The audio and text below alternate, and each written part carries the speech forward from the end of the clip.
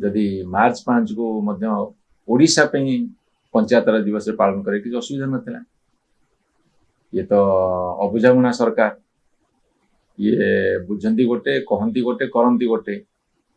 तेणुक से अवस्था बर्तमान से कर गोटे कथा मुझे कही रखे सब गुरुत्वपूर्ण कथा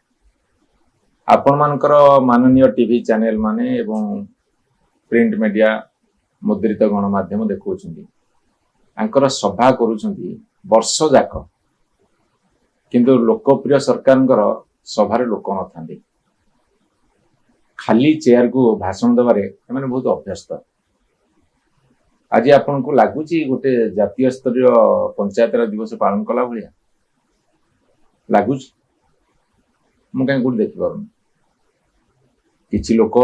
से सरकारी कर्मचारी आगे बसईदेवे से बेचारा कौन करेंगे सरकार निर्देश से बसवे